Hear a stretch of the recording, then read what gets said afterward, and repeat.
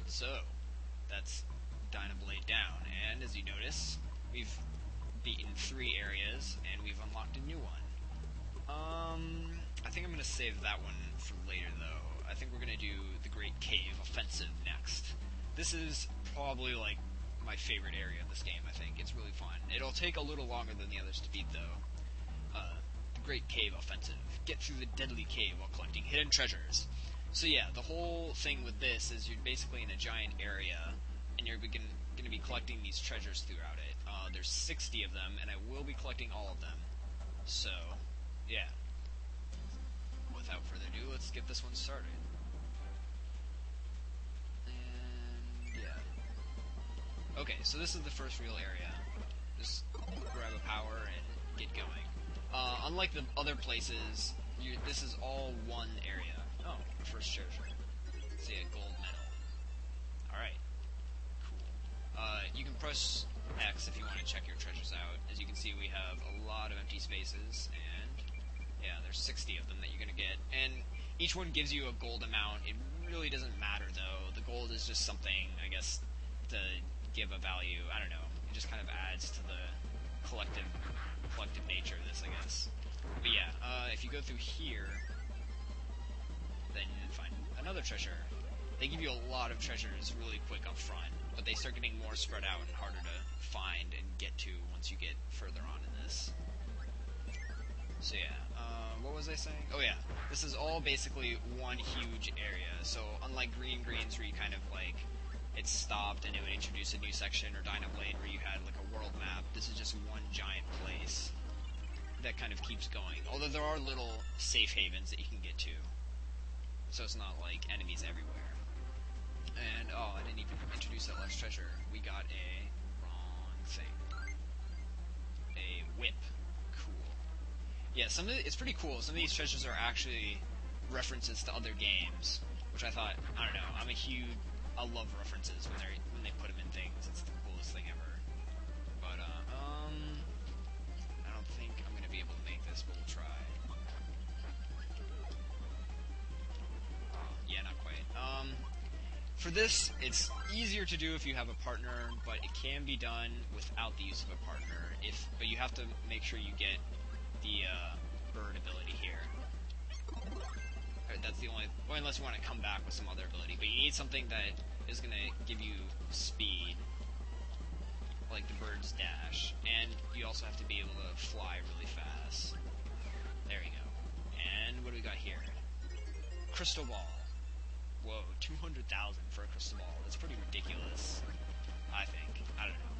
Anyways, now that we got that, and we're dying, go through here. More squid things. And, yeah, you're going to want to go up here for food and another treasure. That's right, what are we on, like, our 5th one already? Like I said, they give you a lot really early on. No, lucky cat. Lucky me. Ha, ha.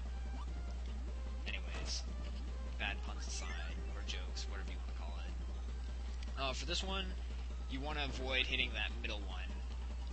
Otherwise, well, I guess if you hit it, you're not in too much danger.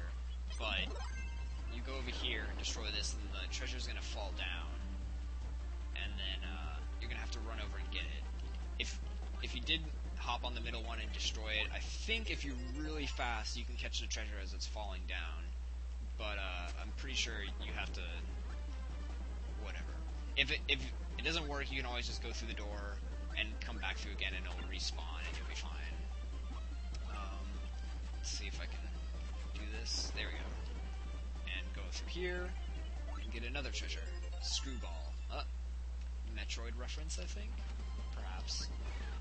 Anyways, moving on up here. Destroy this, and go through here. Nothing over there, so don't worry about it. But, if you destroy all these blocks, you end up there, get another treasure. It's Ichigo candy, or Ichigo candy, or something like that.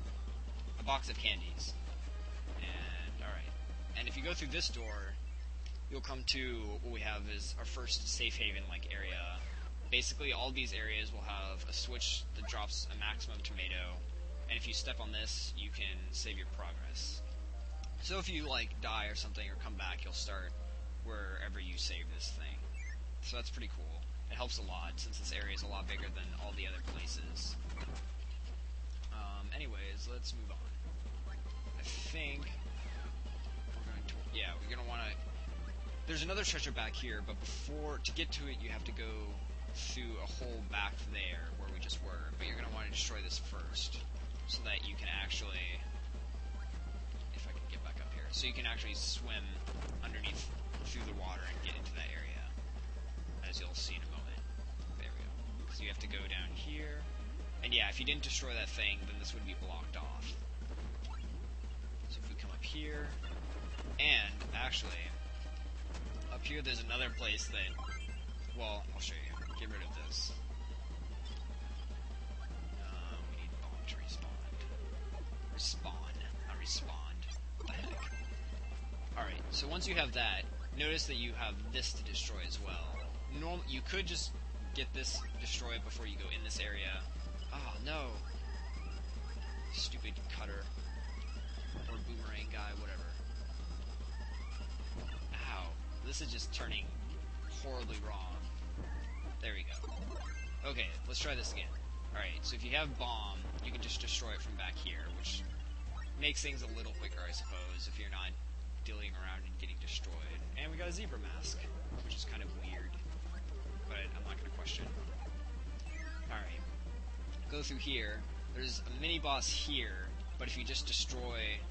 If you notice, you can destroy these things. And yeah, do that, he's gone really quick. I'll just do this. Over here, we're going to find something you can do that's kind of cool. I don't think you can do this in any of the other areas, but in here, if you inhale 2 enemies with ability at once, you'll see it says mix. If you swallow them, then you basically get, like, a roulette of a random ability. Oh, and I got a really shitty one. That's no fun. Alright, let's just do this. So yeah, you can get any ability through the use of mix, so that can be really cool. But it can also, as you see, kind of not help. And we got a star stone. It's a weird gold amount, but anyways. And let's just move on here. So, yeah. Now we got this. You're going to want to next go all the way down the ladder. Get rid of these guys. Free the Gordos, preferably without getting hurt. And if you can get in here, we have another treasure, which is the Beast's Fang. Wow. Alright. Get that out of the way. Go this way this time.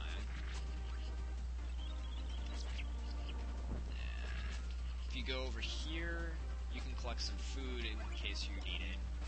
And through this door, I think we have... Oh, not yet. Yeah, this is a good area. You're going to want to keep the cutter or have some kind of blade ability. Ow. Give it back. Because you have to have either ninja or cutter or sword. Oh, no! Oh well. You need one of those to cut those strings, which is going to be important to getting a treasure or a little further ahead. Unfortunately, I lost my cutter ability, but... Ooh, a bandana. But yeah, I lost the cutter ability, but if that's the case, you're not completely out of luck.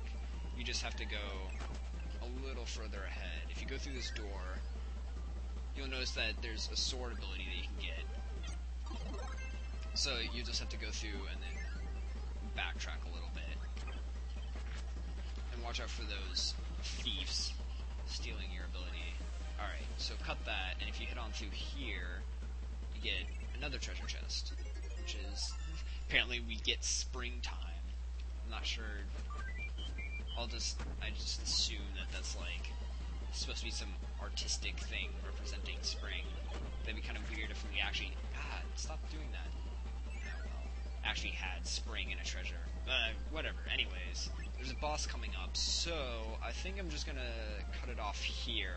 And, yeah, I'll see you guys next episode.